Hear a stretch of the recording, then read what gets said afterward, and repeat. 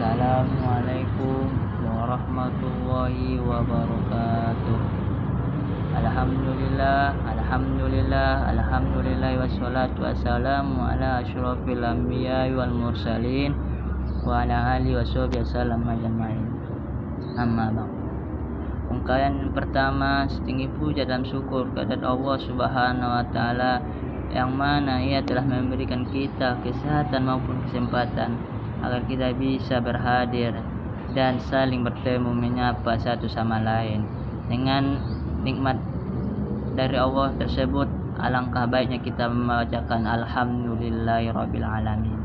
Semoga dengan nikmatnya kita bisa membuat atau bermanfaat untuk kita supaya kita bisa berjalan di jalannya Allah Subhanahu wa taala.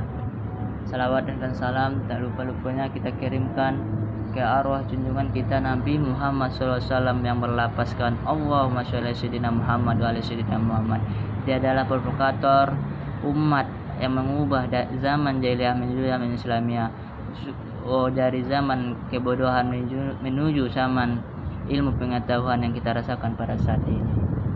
Dan adapun di sini saya Anwar Jamullah dari KPIC semester 2 NIM 0101232083. Di sini saya akan membawakan materi perkuliahan filsafat dakwah yang berjudul tujuan penciptaan manusia. Manusia adalah khalifah atau abdunya Allah Subhanahu wa taala. Di sini manusia adalah yang membutuhkan pendidikan atau pengetahuan. Makanya sebelum Nabi Adam AS turun ke muka bumi ini, diberikan wahyu kepadanya adalah dari Allah SWT memberitahu kepadanya Nabi Adam AS ada sebuah pengetahuan supaya dia tahu nama-nama tumbuhan atau nama-nama semua yang ada di muka bumi ini.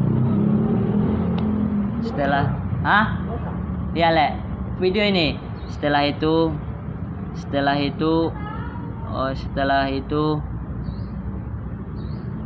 turunnya Nabi Adam SAW bahasanya pertanda bahasanya kita adalah manusia yang membutuhkan pengetahuan, dan pengetahuan itulah Allah berikan kita perbedaan antara jin dan manusia, antara jin dan tumbuhan atau hewan yang lainnya yang diciptakan Allah SWT. Dan adapun di sini kita sebagai ciptaannya yang paling sempurna, maka haruslah dan wajib kita beriman kepadanya dan menunaikan semua perintahnya dan meninggalkan semua larangannya. Yang ada pada yang ada pada ayat Al-Qur'an yang berbunyi wa ma khalaqatul jinna wal insan illa liya'budun, yang artinya tidaklah aku ciptakan manusia dan jin kecuali hanya menyembah kepadaku. Dengan ayat tersebut dah jelas bahasanya kita seorang manusia dan jin yang diciptakan Allah SWT harus beriman dan mengerjakan perintah Allah SWT dan meninggalkan larangannya. Dan adapun di situ adalah pada cerita para malaikat yang takut akan kepada manusia. Sebabnya manusia ini adalah pada malaikat adalah membawa bencana, tetapi Allah bermaksud kenapa manusia diciptakan dan diturunkan ke muka bumi ini supaya jadi pemimpin. Sebabnya kita diberi keistimewaan itu adalah pikiran dan nafsu, sedangkan malaikat dan jin atau sejenisnya hanya memberikan adalah nafsu dan pikiran saja. Di situ bahasanya kita jelas manusia adalah makhluk yang diciptakan Allah untuk jadi pemimpin segala pemimpin yang di muka bumi ini. Sedangkan di pemimpin bahasanya kita adalah raja yang akan memperbaiki atau mengubah atau bahkan merusak suatu apa yang kita pimpinkan. Jadi maka dari itu kita seorang pemimpin adalah mempunyai akhlak yang baik dan terpuji supaya kita bisa memberikan manfaat apa yang kita pimpin itu. Termasuk dalam satu hadis dari Abdullah Nabi Muhammad SAW bersabda,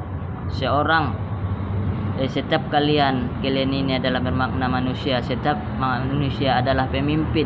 Setiap pemimpin diberi pertanggungjawabannya. Setiap yang ditanggung jawab akan diberi pahala atau ganjaran. Jadi di sini kita seorang murid, tanggung jawab kita seorang pemimpin kita adalah pada diri kita, pada orang tua kita. Kita akan pertanggungjawabkan apa yang kita pimpinkan. Apalagi seorang orang tua memimpin anaknya supaya lebih baik, dia dipertanggungjawabkan di suatu saat nanti. Dan tambah terus kayak guru, seorang guru bertanggungjawabkan apa yang dia berikan kepada muridnya dan apa dia yang pelajari selama ini, dia pertanggungjawabkan di hadapan Allah Subhanahu wa taala di akhirat nantinya kelak. Dan tambahannya, itulah maksudnya dari penciptaan ini adalah kita adalah manusia yang diciptakan Allah sesempurna-sempurnanya dari selain makhluk Allah yang diciptakan. Dengan itu kita diberikan nafsu pikiran, dengan itu kita bisa memimpin diri kita, bahkan dunia ini, kayak presiden atau sejenisnya. Mungkin itu saja yang saya sampaikan. Kalau ada salah dan maaf, saya minta maaf atas perkataan atau perbuatan yang tidak berkenan, atau pendengar yang mendengarkannya kurang berkesan di hatinya, saya minta maaf. Saya akhiri. Assalamualaikum warahmatullahi wabarakatuh.